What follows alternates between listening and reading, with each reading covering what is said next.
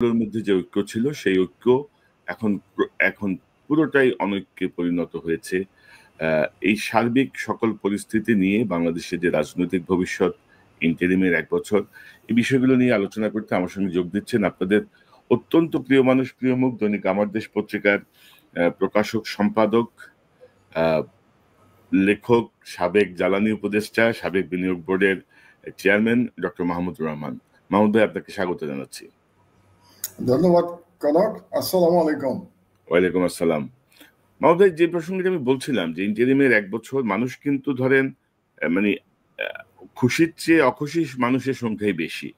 কারণ হাসিনা পরবর্তী যেই ভাবে মানুষ চেয়েছিল বা বিপ্লব পরবর্তী যেই ধারায় যাওয়ার কথা ছিল, সেই ধারাটা আমারও মনে হয় যে এই সরকার ইন্টারিম পারলো না। কেন পারলো না, কি পরিস্থিতি, কেন হলো না?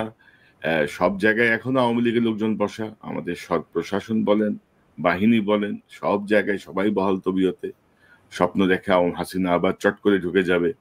তো সব মিলিয়ে ইন্টারিমের ১ বছরটা আপনি কিভাবে দেখেন? তারপর আমরা অন্য প্রশ্নে যাব। আমি আলোচনাটা দুভাবে করি। একটা, আপনি প্রথমেই যেটা বলেছেন যে বিপ্লবের আকাঙ্ক্ষা, সেটা একটা আলোচনা। আর একটা হলো যে ইন্টারিম ১ বছর ডে টু ডে অ্যাক্টিভিটি কেমন চালালো। এই দুভাগে ভাগ করলে আমার মনে হয় এটা ফেয়ার হবে আমাদের আলোচনাটা। আমি কোনো ঢালাও মন্তব্য করতে চাই না। অনেকেই করেন ইন্টারিমকে, অনেকেই প্রচুর সমালোচনা করেন, আবার অনেকেই প্রচুর প্রশংসা করেন। আমি দুটোর কোনোটাই করতে চাই না, আমি অবজেক্টিভ আলোচনা করতে চাই। আমি যদি ডে টু ডে পারফরমেন্সের দিকে দেখি ইন্টারিমের, তাহলে ভালোই করেছে ইন্টারিম, খারাপ করেনি। আপনার মনে রাখতে হবে যে ইন্টারিমের সময় প্রায় ৫০০টা ছোট বড় আন্দোলন তাদেরকে মোকাবেলা করতে হয়েছে। আমার ধারণা বাংলাদেশের ইতিহাসে কোন সরকারকে এরকম ৫০০টা আন্দোলন ১ বছরের মধ্যে মোকাবেলা করতে হয় নাই, এবং সেই মোকাবেলা করেও এই সরকার টিকে আছে এখনো। এটাই ইন ইটসেলফ একটা সাকসেস। আর দ্বিতীয় যে কথাটা হলো যে শেখ হাসিনা বাংলাদেশের সবগুলো রাষ্ট্রের স্তম্ভকে ধ্বংস করে গেছিল, এবং তার মধ্যে ইকোনমিও তার মধ্যে ছিল। কিন্তু এই সরকার ইকোনমিটাকে কিন্তু ভালো সামাল দিয়েছে। আপনি দেখেন যে ব্যাংকে টাকা ছিল না এই সরকার যখন আসে, এবং তার আগ থেকেই আপনার নিশ্চয়ই মনে আছে, আমরা অনেকদিন আলোচনা করেছি যে ১ লাখ টাকার চেক নিয়ে গিয়ে অনেক ব্যাংকে বসে থাকতে হতো, তারা টাকা দিতে পারতো না। ডলার পাওয়া যাচ্ছিল না, হাহাকার। ইম্পোর্ট বন্ধ হয়ে গেছিল, এবং প্রচুর টাকা দেনা রেখে গেছিল এই সরকার। সবাই টাকা পাবে সারা দুনিয়াতে, আদানির থেকে শুরু করে এমন কোনো বিদেশি প্রতিষ্ঠান নাই যারা টাকা পেত না হাসিনার সরকারের কাছে। কিন্তু মুখে উন্নয়নের বুলি ছিল। ওদিকে রিজার্ভও কিন্তু কমে গেছিল 15-20 বিলিয়নের নিচে, আর নেট রিজার্ভ আরো কম, গ্রসে কমে গেছিল 20 বিলিয়নের নিচে। সেই হিসেবে আমরা যদি এখন দেখি, কোনো ব্যাংকে তারল্য সংকট নাই, ডলার প্রচুর পাওয়া যাচ্ছে, বরং ডলারের দাম কমে গেছে, বাংলাদেশের টাকার মান বেড়ে গেছে, এবং মোটামুটি জিনিসপত্রের দাম এরা কিন্তু সহনশীল রাখতে পেরেছে। বর্ষাকালে কিছুটা বেড়েছে, কিন্তু আমি যদি হাসিনার আমলের সাথে তুলনা করি, তাহলে জিনিসপত্রের দাম সেই আমলের তুলনায় অনেক কম, এবং বিদেশি দেনা প্রায় সবই শোধ করা হয়ে গেছে। এবং তারপরেও আজকে রিজার্ভ 30 বিলিয়নের উপরে। এখানে অবশ্য রেমিটেন্স একটা বড় ভূমিকা রেখেছে। আপনি তো জানেন গত অর্থ বছরে বাংলাদেশের রেকর্ড রেমিটেন্স হয়েছে 30 বিলিয়ন ডলার। এই প্রথম 30 বিলিয়ন ডলার রেমিটেন্স হয়েছে বাংলাদেশ। এবং সেই কারণে দেনা শোধ করার পরেও, যেটাকে current account surplus, 3 billion dollar হয়ে গেছে বাংলাদেশে। আমাদের কারেন্ট অ্যাকাউন্টও উদ্বৃত্ত। এটা একটা নতুন ঘটনা। কাজে এইসব মিলে আমি মনে করি অর্থনীতির ক্ষেত্রে এই সরকার ভালো করেছে, এবং অনেক চ্যালেঞ্জ হচ্ছে। সম্প্রতি আমেরিকার সাথে যে ট্যারিফ যে নেগোসিয়েশন হলো, খুবই সাকসেসফুলি এই সরকার করেছে। এবং আপনি ভারতের এখন অবস্থা দেখেন, 50% তাদের উপরে শুল্ক আরোপ করেছে ট্রাম্প, নতুন 25% আরোপ করার পরে। আগে 25, এখন 25, 50%। আমাদের 20%। সুতরাং আমাদের গার্মেন্টসের যে কম্পিটিশন ইন্ডিয়ার সাথে ছিল, এখন সেই গার্মেন্টস অর্ডার গুলো বাংলাদেশে চলে আসবে। কাজে সব মিলে ইকোনমির ক্ষেত্রে, আন্তর্জাতিক সম্পর্কের ক্ষেত্রে এই সরকার যথেষ্ট সাকসেসফুল। এবং ভারতের সাথে এই সরকার খুব সাকসেসফুলি তাদের স্ট্যান্ড দেখাতে পেরেছে, ভারতের কাছে নথি স্বীকার করে নাই। এবং আমি তো বলি যে জিয়াউর রহমানের পরে আমরা ডক্টর ইউনূসকে দেখলাম যে ভারতের কাছে নথি স্বীকার করে নাই। একেবারে দেশপ্রেমের জায়গা থেকে শহীদ প্রেসিডেন্ট জিয়া এবং প্রফেসর ইউনূস একই রকম ভাবে মোকাবেলা করেছে ইন্ডিয়ান থ্রেট। কাজে এইসব দিকে এই সরকার সাকসেসফুল। এখন আপনি বলতে পারেন যে জুলাইয়ের যে স্পিরিটটা ছিল, সেই স্পিরিটের ক্ষেত্রে অনেকটা এই সরকার সব দিকে সাকসেসফুল হয় নাই। যেমন ধরেন 1 বছর হয়ে গেল, এখনো কিন্তু সনদ সই হয় নাই, মানে 1 বছরের মধ্যে আমরা সনদ সই করতে পারি নাই। এবং তার জন্য সরকারের দোষ কতটা, রাজনৈতিক দলগুলোর দোষ কতটা, এটা বিতর্ক করতে পারে। বাস্তবতা হলো যে পারে নাই সরকার। তারপরে সম্প্রতি যে জুলাই ডিক্লারেশন যেটা দিল, সেটার মধ্যেও অনেক অসঙ্গতি আছে। আমি যদি এই ডিক্লারেশনটা, আপনি পড়েছেন নিশ্চয়ই, আমি পুরোটা পড়েছি, আমার কাছে মনে হয়েছে এটার মধ্যে এত আইনি ভাষা, আইনি মারপ্যাচ, আইনি কচকচানি, এটার সাথে জুলাই বিপ্লব যায় না। জুলাই বিপ্লবের যে আবেগ, এই আবেগের কোনো কিছু আমি এই ডিক্লারেশনে খুঁজে পাই নাই। আমি জানি না এটা কারা ড্রাফট করেছেন এটার মধ্যে, এবং এখানে অনেক কিছুই বাদ পড়ে গেছে। তো সেটা আলোচনা করতে গেলে দীর্ঘ আলোচনা হয়ে যাবে। কিন্তু আমি মোটামুটি এই জুলাই ডিক্লারেশনটা আমার কাছে খুব ভালো লাগেনি। মানে এই বাংলাদেশের তরুণরা কত আবেগ, কত দেশপ্রেম নিয়ে তারা জীবন দিল, জীবন দিয়ে বাংলাদেশের স্বাধীনতা ফিরিয়ে আনলো, ফ্যাসিবাদকে পরাভূত করলো। কিন্তু এই ডিক্লারেশনের বাংলা এবং ইংরেজি কোনোটার মধ্যে আমি সেই আবেগটাকে খুঁজে পাই না।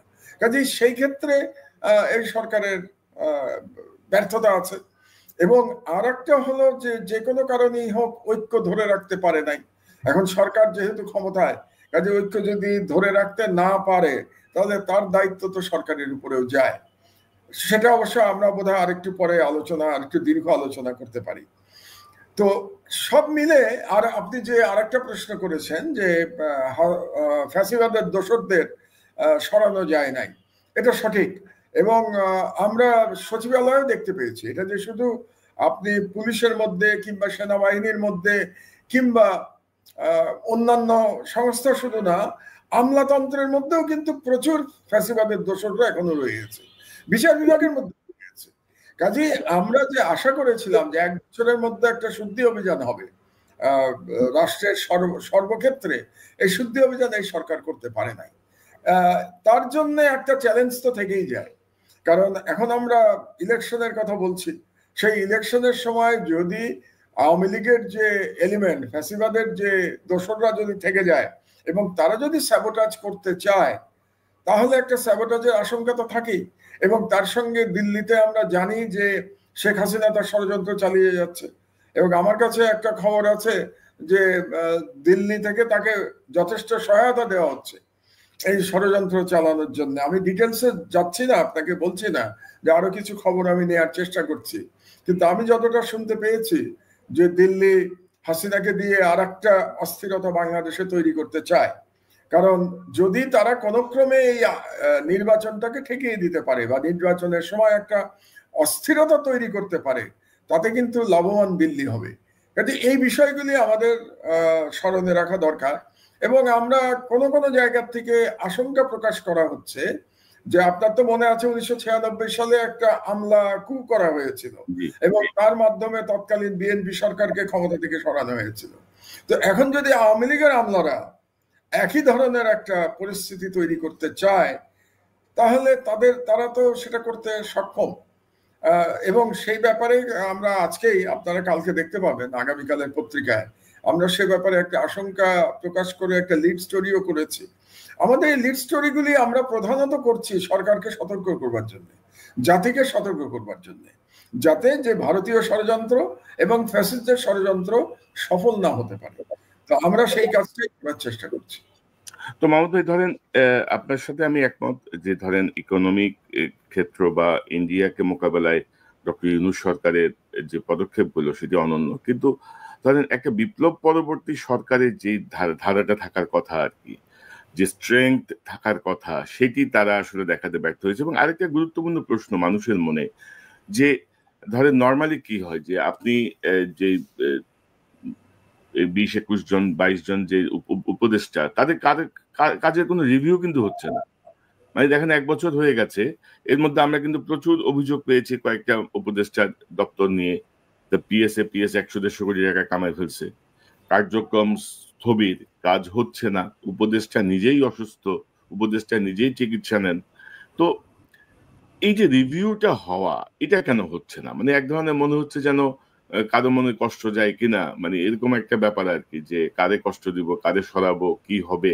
অনেকটা পলিটিক্যাল গভর্নমেন্টের মতো একটা ক্যারেক্টার আমরা দেখছি আর কি এখানে, যে না এটা বোধহয় ঠিক হবে না। তো আমি আপনার দুটো প্রশ্ন এখানে, প্রথমে বিপ্লবের প্রশ্নটাই আমি আসি। এই সরকারই তো মানে না যে বিপ্লব হয়েছে। এই সরকারের এই যে আমি জুলাই ডিক্লারেশনের কথা বললাম, এই জুলাই ডিক্লারেশনের প্রায় 4-5 পাতার একটা ডকুমেন্ট, বিপ্লব শব্দটা কোথাও নাই, সব জায়গায় বলা হয়েছে অভ্যুত্থান। তো এই সরকারই তো বিপ্লব মনে করছে না এটাকে, তারা তো এটাকে অভ্যুত্থান মনে করছে, 1 নম্বর। আর 2 নম্বর হলো যে প্রথমেই তো এই সরকার নিজেদেরকে ইন্টারিম সরকার বলেছে, অন্তর্বর্তীকালীন সরকার। কাজে বিপ্লবের যে আপনি প্রত্যাশা করছেন, যে বিপ্লবের যে আশা ভরসা আকাঙ্ক্ষা জনমনে ছিল, সেটা প্রতিফলিত হবে, এটা হওয়ার তো সুযোগই ছিল না, কারণ এই সরকার কখনই বিপ্লবী চরিত্র ধারণ করে নাই। তো এটা কেন করে নাই, এটা জবাব ইউনূস সাহেব এবং তার উপদেষ্টা মন্ডলী দিতে পারবে না, আমি দিতে পারবো না, যে কেন তারা বিপ্লবী আকাঙ্ক্ষাটাকে তারা আপহোল্ড করলেন না এবং নিজেদেরকে বিপ্লবী সরকার মনে করলেন না। এক মুহূর্তের জন্য তারা নিজেদেরকে বিপ্লবী সরকার মনে করেন নাই। তো সুতরাং ওই যে বলে না সোনার পাথর বাটি, তো কাজেই যারা নিজেদেরকে বিপ্লবী সরকার মনেই করে না, তাদের কাছে আপনি বিপ্লব কিভাবে প্রত্যাশা করতে পারেন? এটা গেল একটা। আর দ্বিতীয় যে কথাটা আপনি বললেন রিভিউ এর কথা, রিভিউ এর করা উচিত ছিল তো 6 মাসের মধ্যে। আপনি যদি আমাকে বলেন তাহলে এই যে উপদেষ্টাদের কার্যক্রম, তাদের কারো কারো বিরুদ্ধে দুর্নীতির অভিযোগ এসছে এবং তাদের কোন কোন পিএস অনেক টাকা তারা নাকি লুটপাট করেছে এমন অভিযোগ এসছে, তো সেই সমস্ত পিএস দের সরানো হলেও সেই উপদেষ্টারা তো বহাল তবিয়তে আছেন, তাদেরকে কিন্তু সরানো হয় নাই। তো সুতরাং রিভিউ তো 6 মাস পরে হওয়া উচিত ছিল এবং যারা কাজ করতে পারছেন না তাদেরকে বাদ দিয়ে নতুনদের আনা যেত। এবং আরো দুঃখের কথা হচ্ছে যে আমরা যেটা খবর পেয়েছি, এই যে আওয়ামী আমলারা যারা এখনো বহাল তবিয়তে আছেন, তাদেরকে শেল্টার দিচ্ছে কিন্তু উপদেষ্টাদের মধ্যে কেউ কেউ। আমরা শুনেছি বেশ কয়েকজন উপদেষ্টাদের কারণেই তাদেরকে সরানো যায় নাই। সুতরাং তারা একটা ভয়ঙ্কর একটা রিস্ক নিচ্ছেন, একটা ঝুঁকি নিচ্ছেন এই উপদেষ্টারা, যারা এই ধরনের আওয়ামী আমলাদের শেল্টার দিয়েছেন। তো আপনি সব থেকে প্রথমে তো শুরু করা উচিত ছিল, এই শুদ্ধি অভিযান শুরু করা উচিত ছিল তো পুলিশের মধ্যে এবং আমলাতন্ত্রের মধ্যে, তারপরে সেনাবাহিনী, আপনি ফেজ বাই ফেজ যেতেন, জুডিশিয়ারি। তো আপনি আমলাতন্ত্রেও তো কাজ করেন না, আমলাতন্ত্রে করলে না আপনি অন্য জায়গায় করার প্রশ্ন আসতো। তো কেন যেন এই সরকার আমলাতন্ত্রকেও ভয় পেয়ে গেল, মনে হলো যে তাদেরকেও কিছু করা যাবে না। আর উপদেষ্টাদের যেহেতু রিভিউ করে নাই, আপনি এখন আর রিভিউ আশা করতে পারেন না কোনো, কারণ সরকার এখন ইলেকশন ডেট ডিক্লেয়ার করে দিয়েছে, চিঠি চলে গেছে সরকারের কাছ থেকে সিইসির কাছে। সিইসি আজকে একটা সংবাদ সম্মেলন করে তিনিও বলে দিয়েছেন যে ফেব্রুয়ারির প্রথমার্ধে নির্বাচন, এবং তিনি বলেছেন যে ডিসেম্বরের প্রথমার্ধে তফসিল ঘোষণা করা হবে। এবং আপনি তো জানেন যে যে মুহূর্তে তফসিল ঘোষণা করা হবে, এই সরকারের ক্ষমতা কিন্তু ডিভাইডেড হয়ে যাবে, বিভাজিত হয়ে যাবে ক্ষমতা। একটা অ্যাডমিনিস্ট্রেশনের বড় ক্ষমতা চলে যাবে সিইসির কাছে, কাজে এই সরকার তখন দুর্বল হয়ে যাবে। তার অর্থ হচ্ছে যে তফসিল ঘোষণার আগে আপনার হাতে সময় আর কতদিন আছে? আগস্ট মাস তো চলেই গেছে, সেপ্টেম্বর অক্টোবর নভেম্বর, এই সরকারের আর 3 মাস বাকি আছে রে ভাই। তো 3 মাসের সরকার কি রিভিউ করবে আর কি পরিবর্তন করবে? কাজে আমার মনে হয় আমাদের এই রিভিউ এর প্রত্যাশা করে আর লাভ নাই। এখন এই সরকার যদি ওই জুলাই চার্টারটা সই করতে পারে, এটা একটা বড় ব্যাপার হবে। এবং জুলাই চার্টার কেন সই হচ্ছে না সেটা নিয়েও আমরা কিছু খবর পাচ্ছি। এবং জুলাই চার্টার সই না করে যদি নির্বাচনের দিকে যায়, তাহলে তো একটা ভয়াবহ অবস্থা তৈরি হবে, তাহলে তো কোনো সংস্কারই হলো না। আপনি জুলাই চার্টার সই না করে তো আপনি নির্বাচনে যেতেই পারেন না। তো আমরা আশা করব যে জুলাই চার্টারটা অন্তত সই করে ফেলবে এই সরকার যত তাড়াতাড়ি সম্ভব, এবং একটা ফ্রি অ্যান্ড ফেয়ার নির্বাচন করবে। এছাড়া তো আমি এই সরকারের কাছ থেকে আর নতুন কোনো প্রত্যাশা করা কিন্তু সম্ভব নাই, এটাই বাস্তবতা। কিন্তু মাহমুদ ভাই, আমি একসাথে কয়েকটা প্রসঙ্গ একটু আপনার সামনে দিই। ধরেন এই যে জুলাই সনদ, জামাত বলছে যে এটাকে আইনি কাঠামোয় নিতে হবে, আইনি কাঠামোয় না নিলে তারা কোর্টে যাবে। এনসিপির কথায় বোঝা যাচ্ছে তারা এই সনদের সঙ্গে তারা অনেকটাই দ্বিমত পোষণ করে। আপনি যদি দেখেন, যেটি আপনি বলছিলেন যে জাতিসংঘ বলছে 1400 মারা গেছে, আমরা বক্তৃতায় বলি 2000-এর বেশি মারা গেছে, জুলাই সনদে লেখা আছে 1000 মানুষ মারা গেছে। তো এই যে ধরেন যে গ্রস মিস্টেক, প্রবাসীদের কথা তো উল্লেখই নাই। প্রবাসীদের যে ভূমিকা, রেমিটেন্স বন্ধ করে দিয়ে বা প্রত্যেকটা পদে পদে যে আন্দোলন, কোনো কথাই নেই। তো এবং এই যে সচিবালয়ের যে অবস্থা, বা গতকালই তো ধরেন বিএনপি পন্থী সচিব, একজন সিনিয়র সচিব, তিনি অভিযোগ করলেন উপদেষ্টাদের বিরুদ্ধে, 6-7 জন উপদেষ্টার ব্যাপারে। তো এই অবস্থাতে আপনি কতটুকু নির্বাচন মানে মনে করেন যে হবে? কারণ এনসিপি জামাত কিন্তু একজোট, বিএনপি একদিকে, তারা একদিকে, মানে সব মিলিয়ে যে পরিস্থিতি, মানে আপনি কি আশাবাদী নির্বাচনের ব্যাপারে? বা হ্যাঁ, আমি নির্বাচনের ব্যাপারে আমি আশাবাদী নির্বাচন হতে হবে। কেন আশাবাদী আপনাকে বলি আমি, যে এর কোনো আপনার কোনো অল্টারনেটিভ তো নাই। যেমন আপনার মনে আছে নিশ্চয়ই যে এই সরকার ক্ষমতায় আসার পরে আমি বলেছিলাম যে ডক্টর ইউনূস ছাড়া আমাদের হাতে কোনো অল্টারনেটিভ নাই প্রধান উপদেষ্টার। আপনার নিশ্চয়ই মনে আছে, এটা আমি একাধিকবার বলেছি যে আমাদের আর কোনো চয়েস ছিল না, ডক্টর ইউনূসই একমাত্র চয়েস ছিলেন বিভিন্ন কারণে, আমি আর সেই আলোচনায় যাচ্ছি না। তো এখনো কিন্তু ডক্টর ইউনূসের হাতে আবার নির্বাচন দেওয়া ছাড়া আর কোনো চয়েস নাই, ওনাকে নির্বাচন দিতেই হবে। এবং নির্বাচন না হলে দেশে একটা অরাজক পরিস্থিতির সৃষ্টি হবে, এবং তখন কিন্তু ওই ঘোলা পানিতে মাছ শিকার করবার জন্য দিল্লি বসে আছে। কাজেই দেশের স্বার্থে সবাইকে এখন মতবিরোধ বাদ দিয়ে নির্বাচনের দিকে যাওয়া ছাড়া আর কোনো উপায় নাই। এবং আমি মনে করি জামাত, এনসিপি যাই করুক না কেন, শেষ পর্যন্ত তারাও নির্বাচনে আসবে। এবং শোনেন, রাজনীতিবিদদের একটা সুবিধাবাদী কথা আছে, জানেন তো, যে রাজনীতিতে কোনো শেষ কথা নাই। এটা একটা খুব সুবিধাবাদী কথা, আমি নিজে পছন্দ করি না, কিন্তু আমি পছন্দ না করে তো লাভ নাই, আমি রাজনীতিবিদ না। রাজনীতিবিদরা এটা ব্যবহার করেন এবং তারা মিন করেন। তো এনসিপি যে শেষ পর্যন্ত বিএনপির সাথে যাবে না নির্বাচনে, মানে একসঙ্গে, এই গ্যারান্টি কি আপনি দিতে পারেন? আমি তো দিতে পারছি না। এমনও হতে পারে যে এনসিপির কেউ ভাবতে পারেন যে আমি যদি বিএনপির সাথে যাই তাহলে আমি ক্ষমতার সাথে থাকতে পারবো, সুতরাং এনসিপি বিএনপির সাথে কি বলে অ্যালায়েন্স করতে পারে। এবং আপনি দেখেছেন বিএনপির খুব প্রভাবশালী নেতা সালাউদ্দিন আহমেদ, তিনি বলেছেন যে জামাত ছাড়া আর সবার জন্য দরজা খোলা বিএনপির। তার মানে তিনি কিন্তু ইঙ্গিত দিয়ে রেখেছেন যে এনসিপি আসতে পারে তাদের সাথে। কাজে শেষ পর্যন্ত যদি এরকম একটা ব্যাপার হয় যে বিএনপির নেতৃত্বে একটা অ্যালায়েন্স ভার্সাস জামাতের নেতৃত্বে একটা অ্যালায়েন্স, এর মধ্যেই কিন্তু নির্বাচনটা হবে। এবং এখন পর্যন্ত আমাদের যা ধারণা, বা আমরা মিডিয়াতে যতটুকু জানি, যা বুঝতে পারছি, তাতে করে ধারণা করা যায় যে বিএনপি ক্ষমতায় যাবে, অল্টারনেটিভ তো নাই। যেমন ডক্টর ইউনূসের অল্টারনেটিভ ছিল না, বিএনপির অল্টারনেটিভ নাই তো বাংলাদেশে, এটাই বাস্তবতা। কেউ বলতে পারেন জামাত অনেক শক্তি সঞ্চয় করেছে, আমি জানি না কতটা শক্তি সঞ্চয় করেছে। আমি বিশ্বাস করি জামাতের পপুলারিটি বেড়েছে। কত বেড়েছে পপুলারিটি? ওই পপুলারিটি দিয়ে তো কোনো আপসেট করার মতো সুযোগ নাই। আমরা যদি হিসাব করি, আপনি জামাত বাংলাদেশে কখনো 10%-এর উপরে ভোট পায় নাই। তো পপুলারিটি যদি ডাবলও হয়ে থাকে, তাহলে জামাতের ভোট হবে 20%। তো 20% ভোট নিয়ে আপনি তো সরকারে যেতে পারবেন না। সুতরাং সরকারে যাওয়ার সম্ভাবনা বিএনপির অত্যন্ত উজ্জ্বল। তো সেই কারণে আবার আরেকটা কথা আছে, বুঝলেন, যে বিএনপির দায়িত্বও বেশি। কারণ যেহেতু বিএনপির সরকারে যাওয়ার সম্ভাবনা উজ্জ্বল, কাজে বিএনপির এমন কোনো ব্যবহার করা উচিত না যাতে করে নির্বাচন প্রশ্নবিদ্ধ হয়। এতে কিন্তু বিএনপি ক্ষতিগ্রস্ত হবে। এবং আমি মনে করি বিএনপির সমর্থক যিনি বলেছেন, একজন সিনিয়র সচিব, যে 8 জন উপদেষ্টার কথা বোধহয় উনি বলেছেন, আমি মনে করি এই ধরনের কথা বলে বিএনপির উপকার হচ্ছে না। কারণ বিএনপিকে নির্বাচনে জিতে সরকারে যেতে হবে। তাহলে এখন থেকে তাদের এই বক্তব্যগুলির ব্যাপারে একটুখানি সচেতন হওয়া দরকার বলেই আমার ধারণা।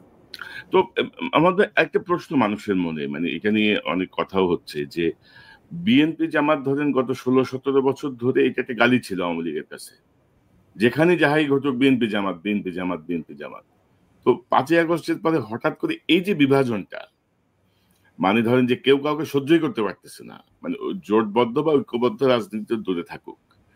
এবং ধরেন আমরা অতীতে যেটা দেখেছি বিভিন্ন আসনে সমঝোতার ভিত্তিতে না হলে সেখানে তৃতীয় পক্ষ সুবিধা নেয়, এরকম বহু আসন আছে বাংলাদেশের। তো সেখানে ধরেন একটা সমঝোতা, মানে জোট না, একটা সমঝোতার মাধ্যমে আমাদের নির্বাচনগুলো হতো। তো এই মুহূর্তে ধরেন বিএনপি জামাতের এই যে ধরেন দা কুমড়ো সম্পর্ক, কেউ কাউকে সহ্যই করতে পারতেছে না, এই জায়গাটার আপনি কিভাবে দেখেন? এটা কয়েকটা কারণ আছে। একটা কারণ হলো যে যখন আওয়ামী লীগ দৃশ্যপট থেকে চলে গেল, তখন রাজনীতিতে প্লেয়ার থাকলো কারা? দুটা, বিএনপি এবং জামাত। কারণ এনসিপির কথা যদি আপনি বলেন, তো এনসিপি তো এখনো একটা গ্রোয়িং ইয়াং পলিটিক্যাল পার্টি, যেটাকে বলা যায় ন্যাসেন্ট পলিটিক্যাল পার্টি, মানে এটা হচ্ছে জন্মলাভ করছে এনসিপি। এনসিপি এখনো তো মেজর প্লেয়ার, স্টেক হোল্ডার তো হতে পারে নাই এখনো, হয়তো ভবিষ্যতে হতে পারবে। আগামী নির্বাচনের আগে, এই নির্বাচন না, আমি মিন করছি 5 বছর পরে যে নির্বাচন হবে তার মধ্যে হয়তো এনসিপি একটা মেজর স্টেক হোল্ডার হয়ে যাবে। কিন্তু বর্তমানে বা 5ই আগস্টের পরে মেজর স্টেক হোল্ডার ছিল বিএনপি এবং জামাত। এখন সেখানে এক ধরনের প্রতিযোগিতা শুরু হয়ে গেল ডে ওয়ান থেকে। এবং ডে ওয়ান থেকে যে প্রতিযোগিতা শুরু হলো, সেখানে বিএনপি ধরে নিল যে আমাদেরকে নির্বাচনে জিততে হলে জামাত আমাদের প্রতিদ্বন্দ্বী, এবং জামাতও ধরে নিল যে বিএনপিকে হারিয়েই আমাকে জিততে হবে। জিততে মানে ক্ষমতায় যাওয়ার কথা বলছি না, তাদের সিট বাড়াতে হবে, সেটার জন্য বিএনপিকে যেতে হবে, বিএনপিকে হারিয়ে। এবং এই সম্পর্ক ঠিক আছে, এখানে আমি কোনো সমস্যা দেখি না। কারণ দুটা দল যদি থাকে তাহলে এক দল সরকার হবে, এক দল বিরোধী দল হবে, এটা সুস্থ প্রতিদ্বন্দ্বিতা হতে পারত। কিন্তু এখানে বিএনপির একটু দোষ আছে। এখন বললে বিএনপির লোকজন অসন্তুষ্ট হবেন। দোষটা হলো বিএনপি যখন তাদের বয়ান ঠিক করলো, তাদের পলিটিক্যাল ন্যারেটিভ ঠিক করলো জামাতকে আক্রমণ করার জন্য, আক্রমণ করাটা কিন্তু জায়েজ। আমি এটা বারে বারে বলি, কোন আক্রমণ করাটা জায়েজ, কারণ হচ্ছে যে জামাতকে হারিয়েই তো বিএনপিকে জিততে হবে, তাহলে আক্রমণ না করার তো কোনো সুযোগ নাই।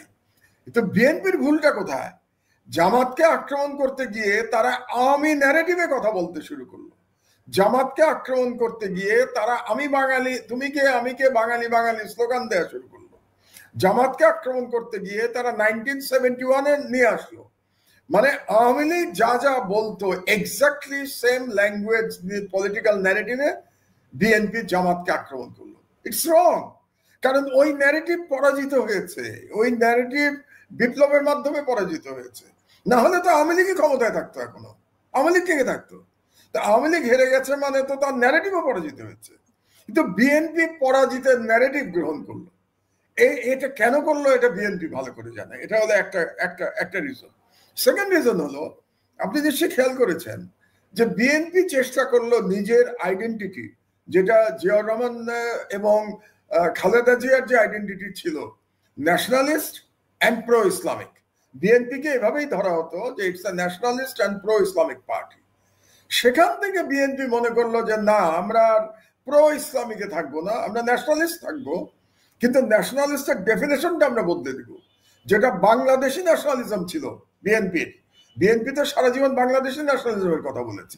আমরা বলেছি, আমরা যখন বিএনপি পন্থী পেশাজীবী পেশাজীবী রাজনীতি করতাম, আমরা বারে বারে বলেছি আওয়ামী লীগ হলো বাঙালি জাতীয়তাবাদী, এবং আমরা, মানে আমি বিএনপির কথা বলছি, আমরা হলাম বাংলাদেশি জাতীয়তাবাদী। শহীদ জিয়ার বাংলাদেশি জাতীয়তাবাদের আদর্শ ধারণ করি আমরা। কিন্তু বিএনপি বাঙালি জাতীয়তাবাদকে নিতে গেল। খুবই আশ্চর্য বিষয়, বিএনপি 5ই আগস্টের পরে বাংলাদেশি জাতীয়তাবাদ থেকে সরে তারা বাঙালি জাতীয়তাবাদের দিকে সরে গেল।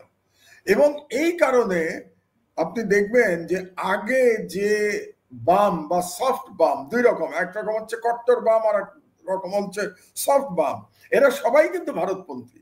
বাংলাদেশে বাম রাজনীতি প্রধানত ভারতপন্থী রাজনীতি, দিল্লির দালাল রাজনীতি তাদের। এই গ্রুপটা বিএনপির কাঁধে সওয়ার হলো। কারণ তাদের তো শহর হওয়ার কোনো জায়গা নাই। এর আগে তারা শহর হয়েছিল আওয়ামী লীগের কাঁধে, আওয়ামী লীগ তো নাই, আওয়ামী লীগ না থাকলে কার কাঁধে শহর হবে? তো তারা বিএনপির কাঁধে শহর হয়ে গেল এবং বিএনপি তাদেরকে অ্যাকসেপ্ট করলো। আপনি দেখবেন বিএনপির নানা রকম সভা টভার মধ্যে দেখবেন যারা আগে আওয়ামী লীগের গুণগান করতো, যে সমস্ত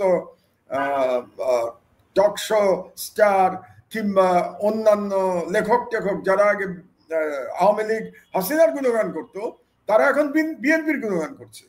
তো এটা করতে গিয়ে একটা নতুন রাজনৈতিক মেরুকরণ হলো এবং রাজনৈতিক মেরুকরণে বিএনপি ক্রমেই বামের দিকে সরে যেতে শুরু করেছে।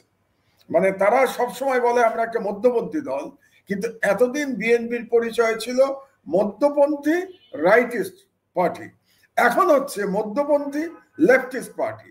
তো যখন লেফটিস্ট পার্টি হয়ে গেল, তারা সরাসরি জামাতকে আক্রমণ করলো আওয়ামী লীগের ভাষায়। তো সুতরাং এই যে তিক্ততা সৃষ্টি হলো, এই তিক্ততা সৃষ্টি হওয়ার জন্য বিএনপির দায়টা বেশি জামাতের তুলে। অনেকে বলতে পারেন জামাতেরও তো দায় আছে।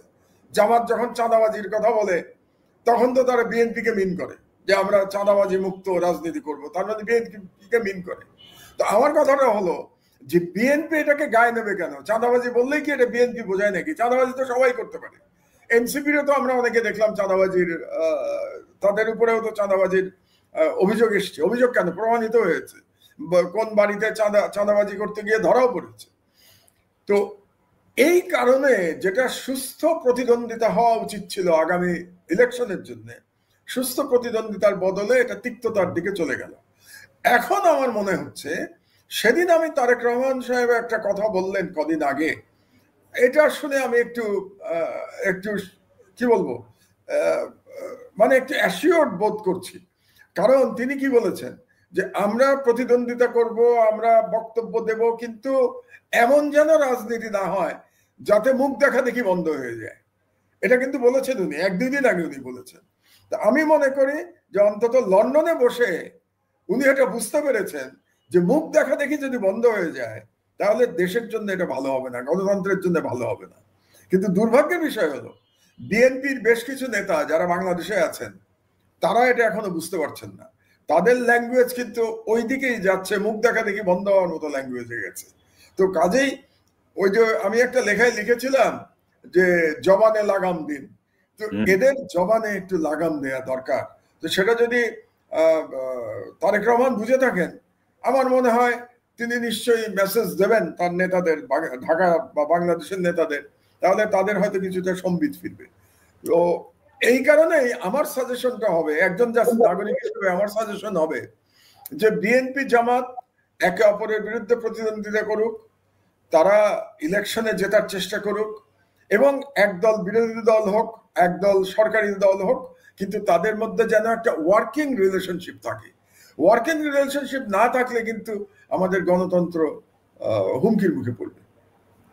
আমাদের আরেকটা গুরুত্বপূর্ণ বিষয়, আমরা তো ধরেন অনেক প্রসঙ্গ যাচ্ছি, কিন্তু মিডিয়ার জায়গাটা কিন্তু আমরা অনেকে ভুলে যাচ্ছি। কিন্তু মিডিয়া কিন্তু এখনো কিন্তু ফ্যাসিবাদের যারা সমর্থক, দোসর, যারা ফ্যাসিবাদকে জিয়ে রেখেছিল, মালিক বলেন, সিনিয়র সাংবাদিক বলেন, তারা কিন্তু প্রত্যেকের জায়গায়। এবং আমি যদি দেখি যে গত 1 বছরে আপনার আমার দেশে বয়স কত, 8-9 মাস,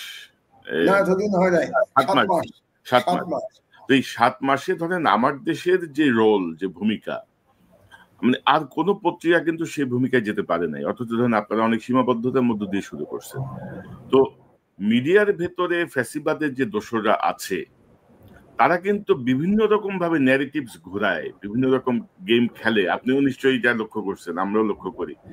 তো এই জায়গাটাতে আপনি কি মনে করেন যে এখন এদের ব্যাপারে কোনো পদক্ষেপ নেওয়া কি গণমাধ্যমের উপরে হস্তক্ষেপ? এদের ব্যাপারে কেউ কোনো কথা বলছে না, মানে এরা সবাই বহাল তবিয়ত। আপনি কতটুকু নিরাপদ মনে করেন এদেরকে এইভাবে রেখে, নির্বাচন বা সবকিছু? না, মিডিয়াতে তো যে যেখানে ছিল তার খুব বেশি পরিবর্তন তো হয় নাই। এর দুটো কারণ আছে। একটা কারণ হলো বাংলাদেশের মিডিয়া বেশিরভাগ মালিক কারা? তারা অলিগার্করা মালিক, এবং এই সমস্ত অলিগার্করা গত 15 বছরে ফ্যাসিবাদের দোসর ছিল এবং ফ্যাসিবাদের দালালি করে তারা জনগণের টাকা লুণ্ঠন করেছে। এদের মধ্যে প্রায় সবাই বলতে পারেন যারা মিডিয়ার মালিক। আর দ্বিতীয় হলো আর অন্য মিডিয়া যারা, তারা কিন্তু আমরা জানি যে বাংলাদেশের মিডিয়া মালিক এবং সম্পাদকদের মধ্যে একটা হিউজ মেজরিটি তারা ভারত সমর্থক, এটা আমরা খুব ভালো করে জানি। এবং এই অলিগার্কদের মধ্যে আপনারা দেখেন একটা ন্যারেটিভ তারা বলার চেষ্টা করেছে, কিছুদিন ধরে বলার চেষ্টা করেছে, বেশ অনেকদিন ধরে। সেই ন্যারেটিভটা খুব ইন্টারেস্টিং, কি আগেই ভালো ছিলাম, একটা আগেই ভালো ছিলাম ন্যারেটিভ কিন্তু মিডিয়াতে দেওয়ার চেষ্টা করা হয়েছে এবং অলিগার্করা দিয়েছে। যেমন ধরেন, আমি একটা এক্সাম্পল যদি দিই আপনাকে, যখন দর কষাকষি চলছিল আমেরিকার সাথে, আপনার দেশের সাথে বাংলাদেশের ট্যারিফ নিয়ে, তখন ট্রাম্প কি করলো, 37.5% ট্যারিফ দিয়েছিল এবং দিয়ে বলেছিল এই ট্যারিফটা 1 আগস্ট থেকে কার্যকর হবে যদি না এর মধ্যে বাংলাদেশ এবং মার্কিন যুক্তরাষ্ট্রের মধ্যে একটা সফল ট্রেড নেগোসিয়েশন সম্পন্ন না হয়। এবং যখন এই কথাটা তারা বলল, এই যারা আগেই ভালো ছিলাম গ্রুপ, তারা ঝাঁপিয়ে পড়লো এই সরকারের বিরুদ্ধে। এবং একটা মিডিয়া মালিক, একে আজাদ সম্ভবত, সমকালের মালিক এবং আরো টেলিভিশন চ্যানেলের মালিক, সে বলে ফেললো কি, 40 বছরে এমন দুর্দিন আমরা দেখি নাই। ওই যে আগেই ভালো ছিলাম ন্যারেটিভ, খেয়াল করেন আপনি, 40 বছরে নাকি এরকম তারা মানে এরকম বিপদ ব্যবসার জন্য হয় নাই। অথচ রিয়ালিটি কি? রিয়ালিটি হচ্ছে এবছর রেকর্ড এক্সপোর্ট হয়েছে, আপনি জানেন, রেকর্ড এক্সপোর্ট হচ্ছে এই ফাইন্যান্সিয়াল ইয়ারে, রেকর্ড এক্সপোর্ট হচ্ছে। আর আপনি বলছেন 40 বছরে এরকম দুর্দিন নাকি আপনারা দেখেন নাই। তার মানে আপনি মিথ্যা কথা বলছেন। তো এরাই তো মিডিয়ার মালিক, একে আজাদ তো মিডিয়ার মালিক। তো একে আজাদের ন্যারেটিভ এটা। অথচ এই একে আজাদ উনি কি বলেছিলেন শেখ হাসিনাকে? শেখ হাসিনাকে যখন জুলাই মাসের শেষের দিকে যখন সব ব্যবসায়ীরা মিলে তেল দিতে গেছিল শেখ হাসিনাকে, সেখানে তো সবাই বক্তৃতা দিয়েছেন, একে আজাদ বক্তৃতা দিয়েছেন। এবং বক্তৃতা দিতে এক পর্যায়ে তিনি কবির সুমনের একটা গান থেকে বলেছিলেন যে আমি এখন প্রথমত তোমাকে চাই, মানে এইভাবে তেল মারা ছিল শেখ হাসিনাকে। এবং সেই ব্যক্তি এখন বলছেন 40 বছরের এমন দুর্যোগ দেখেন নাই। এটা কেন বলেছিল? এবং তখন আপনার মনে আছে যে আরো কিছু সুশীল পত্রিকায় সরকারকে একেবারে ধোলাই করা শুরু হয়ে গেছিল, যে সরকার ইকোনমি শেষ করে দিচ্ছে, এই ধরনের একটা ন্যারেটিভ তৈরি কিন্তু স্টার্ট হয়ে গেছিল। কিন্তু তারা তখন জানতো না যে সরকার একটা সাকসেসফুল নেগোসিয়েশন করে ফেলবে। এবং আমি আপনাকে বলি, কনক, যদি সরকার সাকসেসফুলি এটা করতে না পারতো, আপনারা এতদিনে দেখতে পারতেন যে রাস্তায় আওয়ামী লীগের লোক নেমে গেছে।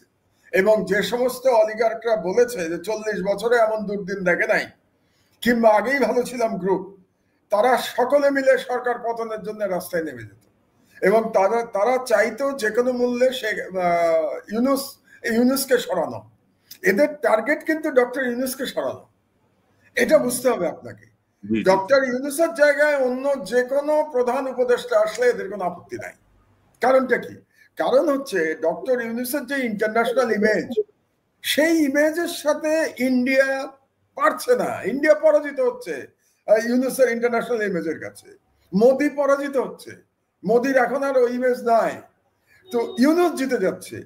ইউনূসের জায়গায় যদি অন্য কোনো উপদেষ্টা হতো, উইক উপদেষ্টা, দুর্বল উপদেষ্টা, তাহলে তাকে দিল্লি নিজের মতো করে নাচাতে পারত, যেটা ইউনূসকে পারছে না। তো যদি কোনো কারণে আমেরিকার সাথে আমাদের সফল নেগোসিয়েশন না হতো, আমি নিশ্চিত ডক্টর ইউনূসের সরকারকে ফেলে দেওয়ার সব বন্দোবস্ত এরা করে ফেলেছে। কিন্তু যেহেতু এত সাকসেসফুল নেগোসিয়েশন হয়েছে, 20%, 37.5 থেকে এটা কমে এসছে কোথায়? 20%-এ। 17.5% ডিউটি কমে গেছে। এবং সাউথ এশিয়াতে আপনি জানেন সব থেকে কম পেয়েছে পাকিস্তান, 19%। তারপরেই কিন্তু আমরা 20%, আর ইন্ডিয়ার এখন 50%। তো আমার মেইন কম্পিটিটর তো ইন্ডিয়া। তো ইন্ডিয়ার তুলনায় এখন ব্যবসায় ক্ষেত্রে আমরা অনেক ভালো আছি। আপনি যদি এখন একে আজাদকে জিজ্ঞেস করেন যে আপনি তো বলেছিলেন যে 40 বছরের মধ্যে এমন দুর্যোগ আপনি দেখেন নাই, এখন কি মনে হচ্ছে আপনার কাছে? কিন্তু তারা কোনো, আপনি দেখবেন তারা কোনো প্রশংসা করবে না। যেমন ধরেন আপনি মিডিয়ার অবস্থা দেখেন না, নোয়াব একটা স্টেটমেন্ট দিয়েছে জনকণ্ঠকে নিয়ে, এবং সেই স্টেটমেন্ট একদম একপেশে একটা স্টেটমেন্ট। এবং নোয়াবের প্রেসিডেন্ট কে এখন জানেন তো? একে আজাদ, একে আজাদ, একে আজাদ, এটা আপনাদের বুঝতে হবে এই ষড়যন্ত্রটা। একে আজাদই এটা, এবং সেই স্টেটমেন্টের মধ্যে মানে এমন ভাবে বলা হয়েছে যে জনকণ্ঠ খুব ভালো, এবং কিছু কিছু সাংবাদিক সেটা দখল করতে চাচ্ছে, মব কালচার তৈরি করছে। অথচ জনকণ্ঠ কি কোনো সংবাদপত্র ছিল 15 বছর ধরে? জনকণ্ঠ কি আপনি সংবাদপত্র বলতে পারেন? জনকণ্ঠ ছিল বাংলাদেশের দিল্লির মুখপাত্র, মানে অনেকগুলো মুখপাত্রের মধ্যে অন্যতম মুখপাত্র ছিল জনকণ্ঠ। জনকণ্ঠ ছিল বাংলাদেশের স্বাধীনতা বিরোধী একটা পত্রিকা, এবং জনকণ্ঠ বিপ্লবের সময় যে ভূমিকা পালন করেছে, জনকণ্ঠ পারলে সমস্ত বিপ্লবীদের মেরে ফেলে ওই সময় পারলে। তো সেই জনকণ্ঠের জন্য আপনি নওয়াবের স্টেটমেন্ট পড়লে আপনি বুঝবেন যে মিডিয়ার কোনো পরিবর্তন হয় নাই। আমার দেশ তো ছিল না, আমার দেশটা বন্ধ করে দিয়েছিল আগের সরকার। তা আমার দেশ তো মাত্র 7 মাস হলো আমরা চালাচ্ছি। সো আমার দেশের যে এডিটোরিয়াল পলিসি আগে ছিল বন্ধ হয়ে যাওয়ার আগে, সেই একই এডিটোরিয়াল পলিসি এখনো আছে। কিন্তু অন্যান্য পত্রিকাগুলো আপনি দেখেন, তাদের মধ্যে কিন্তু পরিবর্তন হয় নাই। তার মানে তারা এখনো আপা ফিরবে ওই আশায় এখনো বসে আছে। এই যে গ্রুপটা যারা বলে আগেই ভালো ছিলাম, তাদেরকে খুব খারাপ কথা বলতে ইচ্ছে করে আমার, বুঝলেন? যারা বলে আগেই ভালো ছিলাম, এদেরকে মানুষ বলতেও আমার মানে অস্বস্তি হয়। শেখ হাসিনার সময় ভালো ছিল, এই সরকারের আমলে এখন পর্যন্ত একটা গুম হয়েছে, এই সরকারের আমলে এক্সট্রা জুডিশিয়াল কিলিং হয়েছে, এই সরকারের আমলে সংবাদপত্র যা ইচ্ছা তাই বলতে পারছে না, যা ইচ্ছা তাই লিখতে পারছে এই সরকারের।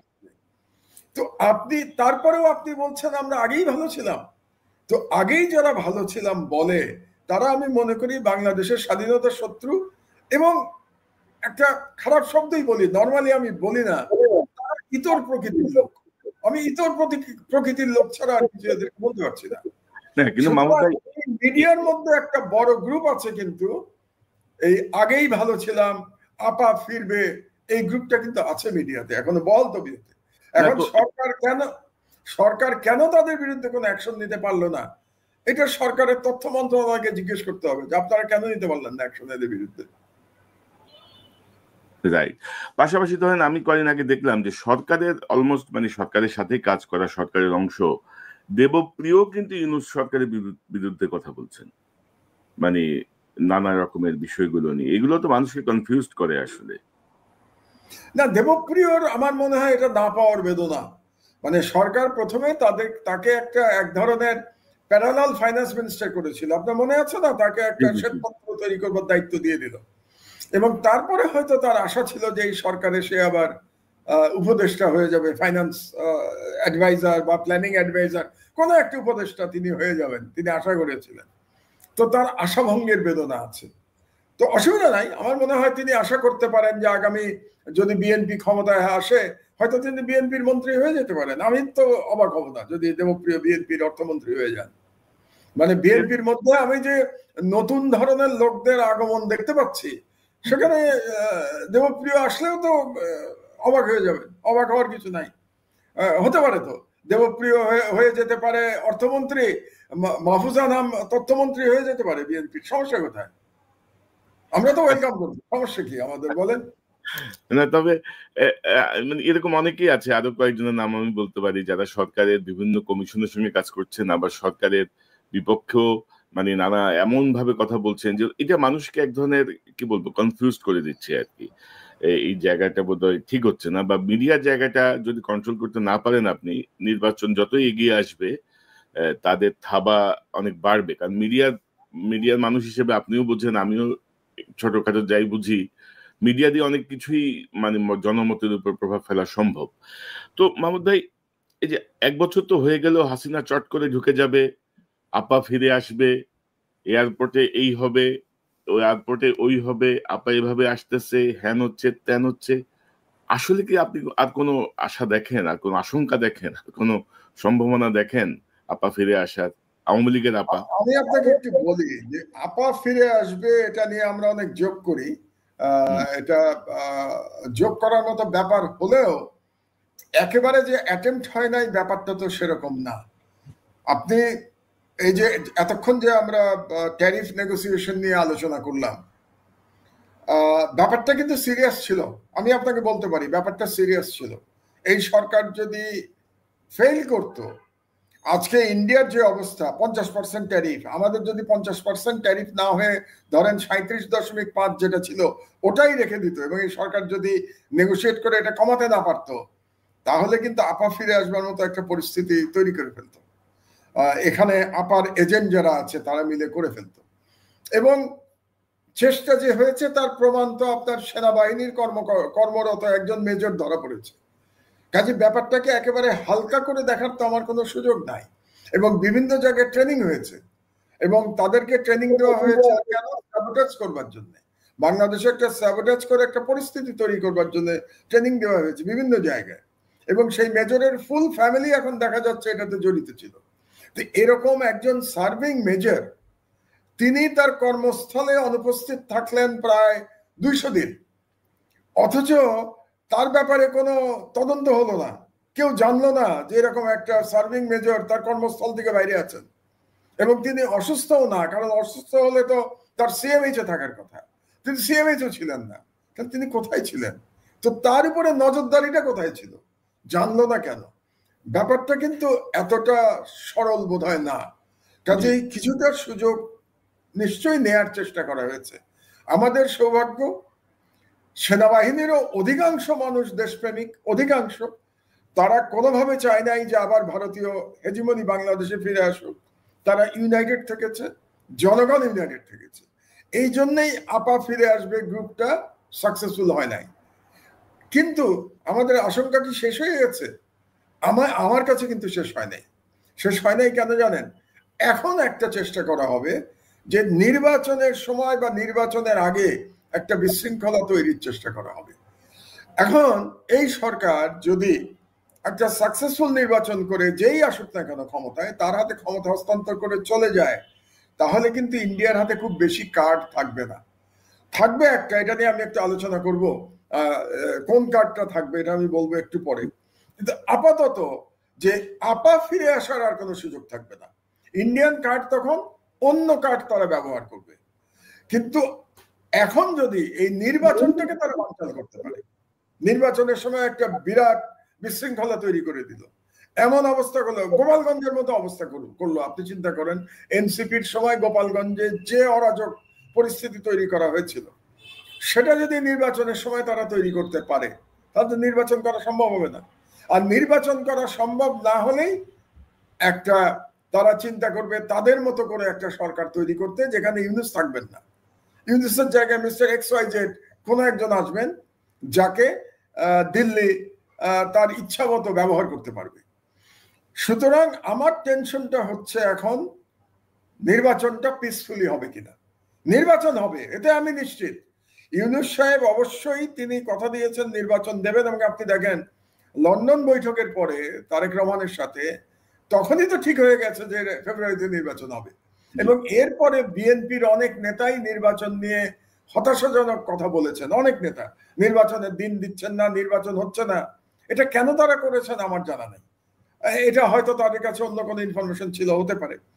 তো যে সিদ্ধান্ত লন্ডন বৈঠকে হয়েছিল, ইউনুস সাহেব তার 5 তারিখের বক্তৃতায় তো সেটারই পুনরাবৃত্তি করেছেন। আজকে সিইসি একই কথা বলেছেন। কাজেই আমি নিশ্চিত যে ইউনুস সাহেব যদি ক্ষমতায় থাকেন, তিনি নির্বাচন দিয়ে ক্ষমতা হস্তান্তর করতে চাইবেন। এর মেইন রিজনটা আপনাকে বলি, বাংলাদেশের মতো দেশের প্রধানমন্ত্রী বা চিফ অ্যাডভাইজার হওয়া ডক্টর ইউনুসের জন্য খুব বিরাট কোনো সম্মান। তার যা আন্তর্জাতিক যে খ্যাতি, তার যে আন্তর্জাতিক পরিচিতি, তিনি ইচ্ছা করলে যে কোনো সময় ইউএন এর সেক্রেটারি জেনারেলকে ফোন করতে পারেন। এটা কয়জন বাংলাদেশের লোকের পক্ষে করা সম্ভব? কাজে তার জীবনে, এবং ওনার বয়স হয়েছে 85 ইয়ার্স ওল্ড, উনি এই বয়সে ওনার যা যা অ্যাচিভ করার ছিল একটা মানুষের জীবনে, সেটা তিনি অ্যাচিভ করে ফেলেছেন। তাহলে তিনি কেন ক্ষমতা আঁকড়ে থাকতে চাইবেন? এটার ইনসেন্টিভটা কোথায়? কি ইনসেন্টিভ? একটা 85 বছরের মানুষের ক্ষমতা আঁকড়ে থাকার ইনসেন্টিভটা কি? ওনার কোনো ইনসেন্টিভ নাই। কাজে আমি নিশ্চিত ইউনুস সাহেব যদি থাকেন, উনি নির্বাচন দেওয়ার চেষ্টা করবেন।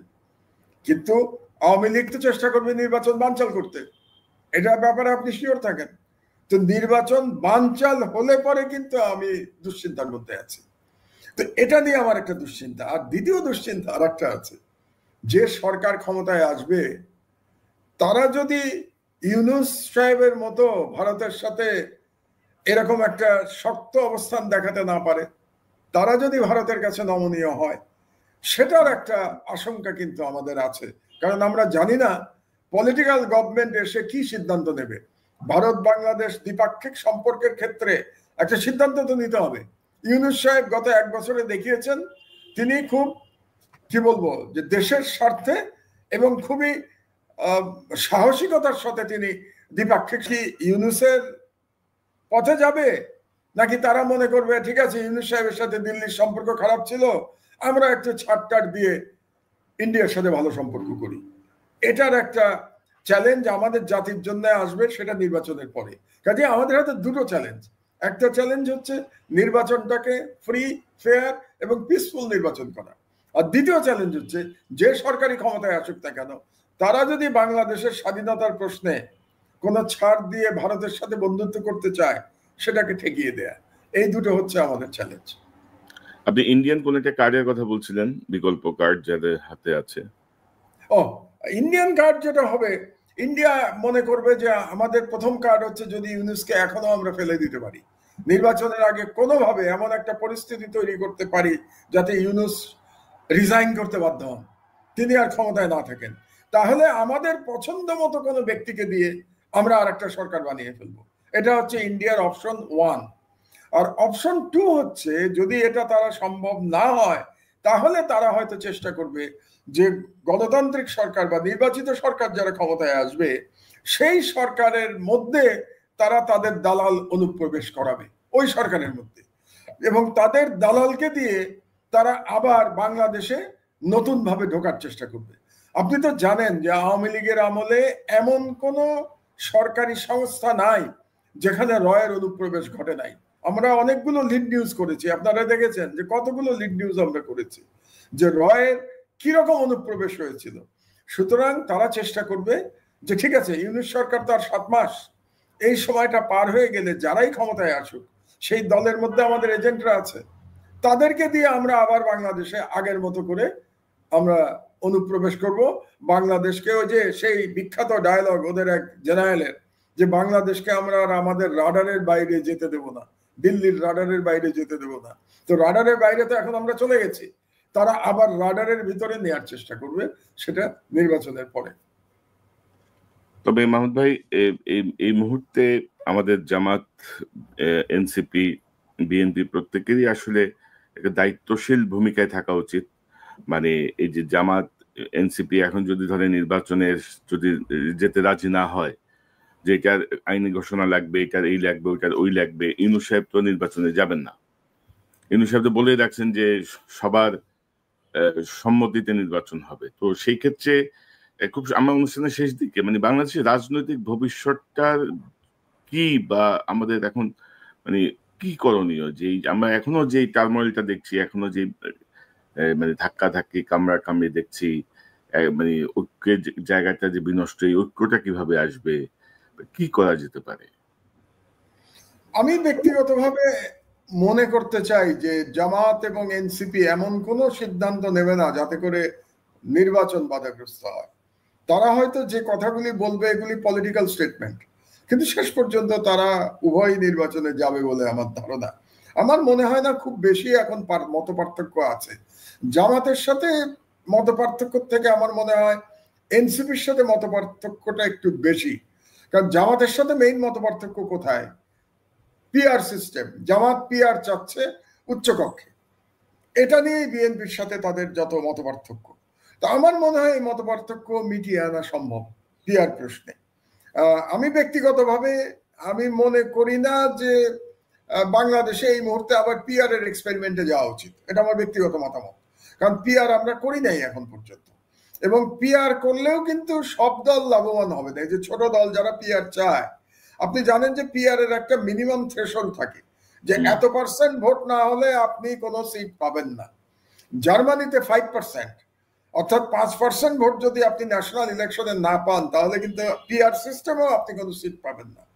বাংলাদেশে 5% ভোট কয়টা দল পাবে রে ভাই? আপনি আমাকে বলেন। আমি এখন যেটা দেখি বর্তমান পরিস্থিতিতে 3টা দল 5% ভোট পাবে, 5%-এর উপরে, বিএনপি, জামাত, এনসিপি। এই 3টার বাইরে কে 5% ভোট পাবে আলাদাভাবে? একটা দলও কি আপনি দেখেন যারা 5% ভোট পাবে এই মুহূর্তে? আমি দেখি না। তো সুতরাং পিআর হলেও কিন্তু যে ছোট দলগুলি মনে করছে তারা খুব লাভবান হবে, তারা কিন্তু লাভবান হবে না। পিআর হলে পরে সবচেয়ে বেশি লাভবান হবে জামাত এবং এনসিপি, কারণ তখন যাই ভোট তারা পাক সেটার অনুপাতে তারা বেশ কিছু সিট পেয়ে যাবে। তো এইটা নিয়ে বিএনপির সাথে তাদের একটা মতবিরোধ আছে। তা উচ্চ কক্ষের ব্যাপারে এখন তো নিম্নকক্ষ নিয়ে কোনো সমস্যা নাই। নিম্নকক্ষ তো জামাত পিআর এর কথা বলছে না, নিম্নকক্ষ আগের মতোই নির্বাচন হবে। উচ্চ কক্ষের ব্যাপারে আমি মনে করি জামাত, বিএনপি, এনসিপি মিলে একটা মাঝামাঝি অবস্থানে তারা হয়তো আসতে পারে, হয়তোবা। এই উচ্চ কক্ষ জিনিসটাই তো আমি খুব কিন্তু এক্সাইটেড না উচ্চ কক্ষ নিয়ে। আমি মনে করি উচ্চ কক্ষ দিলে কি হবে জানেন? এই সব দলবাজ ব্যবসায়ী, দলবাজ সাংবাদিক, দলবাজ আরো যারা আছেন সাংস্কৃতিক ব্যক্তিত্ব, এদেরকে একটা পুরস্কারের ব্যবস্থা করা হবে উচ্চ কক্ষের মাধ্যমে। আর কোনো লাভ হবে বলে আমি ব্যক্তিগতভাবে মনে করি না উচ্চ কক্ষ করে। তো যাই হোক, কিন্তু মানুষের মধ্যে আমি দেখতে পাচ্ছি দলগুলোর মধ্যে তারা উচ্চ কক্ষ চায়, তো ভালো কথা। সুতরাং তাদের একটা পিআর এর ব্যাপারে একটা সিদ্ধান্তে আসা উচিত। জামাতের সাথে পার্থক্য এটাই। আর এনসিপির সাথে আমি যতদূর জানি পার্থক্য দুটো জায়গা। একটা হচ্ছে যে সংস্কার যেগুলো একমত হয়েছে সবাই, এই সংস্কারগুলি কবে ইমপ্লিমেন্ট হবে এই সময়সীমা নিয়ে একটা মতপার্থক্য আছে। সেখানে আমি জানি না ঐক্যমত্য কমিশন কেন 2 বছরের একটা সময় দিয়েছে, 2 বছরের মধ্যে এটা ইমপ্লিমেন্ট করতে হবে। 2 বছর ইজ লং টাইম, 2 বছর লাগবে কেন এটা ইমপ্লিমেন্ট করার জন্য? এটা নিয়ে একটা সমস্যা আছে। এনসিপি বোধহয় চায় এই সরকারের আমলে এটা ইমপ্লিমেন্ট করতে হবে। এটা একটা মতপার্থক্যের জায়গা। আর দ্বিতীয় আর একটা মতপার্থক্যের জায়গা আমি শুনেছি যে তারা বলতে চায় যে জুলাই যেটা হবে আর কি, এটা কি সনদ বলে বোধহয়, একটা তো ডিক্লারেশন, একটা সনদ, তো যেটা হবে সেটা সংবিধানের পার্ট হতে হবে। এখানে বিএনপির আপত্তি আছে। এটা হলো 2 নম্বর।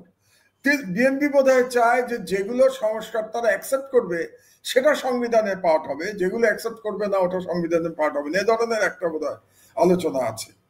আর একটা ইস্যু আছে যে ইলেকশন কমিশন কিভাবে গঠিত হবে সেই ব্যাপারে কিন্তু একটা ঐক্যমত হয়ে গেছে। কিন্তু আর যেগুলি সাংবিধানিক পদ আছে, যেমন ধরেন দুদকের চেয়ারম্যান সাংবিধানিক পদ, সেই পদগুলো কিভাবে হবে সেটা নিয়ে সম্ভবত এখনো সিদ্ধান্ত হয় নাই। তো এই ইস্যুগুলো আছে বলেই আমার জানা মতে এখন পর্যন্ত এটা সিগনেচার হয় নাই। বাট আমি আশা করতে চাই যে এটা সিগনেচার হয়ে যাবে এবং নির্বাচনের দিকে সবাই যাবে এবং একটা ফ্রি অ্যান্ড ফেয়ার নির্বাচন হবে। আর আপনি যে ঐক্যের কথা বললেন, ঐক্যের ব্যাপারে দুটো কথা আছে আমার। একটা হচ্ছে যে ভারতীয় হেজেমনি, ভারতীয় আধিপত্যবাদ মোকাবেলার ব্যাপারে সবার ঐক্যমত হওয়া উচিত। এটা জামাত, বিএনপি, এনসিপি সবার ঐক্যমত হওয়া উচিত যে ভারতকে কোনো ছাড় দেওয়ার কোনো সুযোগ নাই, এটা একটা। দ্বিতীয় হচ্ছে ফ্যাসিবাদের পুনর্বাসনের প্রশ্নে ঐক্যমত হওয়া উচিত। ফ্যাসিবাদকে পুনর্বাসন করা যাবে না। এই দুটো। আর এই দুটোতে মোটামুটি মোটা দাগে যদি তারা একমত হয়ে যায় এবং সংস্কারের বিষয়গুলিতে যদি তারা একমত হয়, তাহলে পরে ঐক্যের কোনো বাধা থাকা উচিত না। শুধুমাত্র তাদের কম্পিটিশন থাকবে এবং কম্পিটিশনে আমি আবারও পুরনো কথা পুনরাবৃত্তি করছি যে তারা যেন কেউই আওয়ামী লীগের ভাষা ব্যবহার না করে, আওয়ামী লীগের ন্যারেটিভ নিয়ে যেন কেউ রাজনীতি না করে বাংলাদেশে। এটাই আমাদের প্রত্যাশা এবং এটা করতে পারলে আমার মনে হয় ঐক্য আসবে। আরেকটা ভালো শেষ কথা বলে রাখি, ঢাকা ইউনিভার্সিটিতে নির্বাচন হচ্ছে শুনতে পাচ্ছি। তো ঢাকা ইউনিভার্সিটি নির্বাচন হলে পরে আমরা হয়তো নির্বাচনের একটা ড্রেস রিহার্সাল, ন্যাশনাল নির্বাচন একটা ড্রেস রিহার্সাল সেখানে দেখতে পাবো। এটা ভালো। এবং আরো কয়েকটা ইউনিভার্সিটিতে হবে, রাজশাহী ইউনিভার্সিটিতে হবে নির্বাচন। হবে না। ধন্যবাদ মাহমুদ ভাই, আপনার অনেক গুরুত্বপূর্ণ আলোচনা আমরা শুনলাম আপনার কাছ থেকে। এটাই দরকার যে মানে দুটো জায়গায় যদি আমরা এক থাকি, যে ফ্যাসিবাদের জায়গা এবং ভারতীয় আধিপত্যের জায়গাটায় আমরা যদি ঐক্যবদ্ধ হই যে না আমরা এই দুটোর ক্ষেত্রে আমরা স্ট্রং, তাহলে আমাদের অন্যান্য যে সমস্যা এগুলো আমরা নিজেরাই সমাধান করতে পারবো। তো আমরা চাই যে দেখা যাক ইউনূস সাহেব বাকি যে কয়টা দিন আছে, কয়েক মাস, এর মধ্যে কতটুকু সাকসেসফুলি সব হ্যান্ডেল করতে পারেন। জনাব মাহমুদুর রহমান, আপনাকে অসংখ্য ধন্যবাদ আপনার মূল্যবান সময়ের জন্য। নিশ্চয়ই আমরা নিকট সময় আবারও কথা বলবো ইনশাআল্লাহ। ভালো থাকবেন। ইনশাআল্লাহ।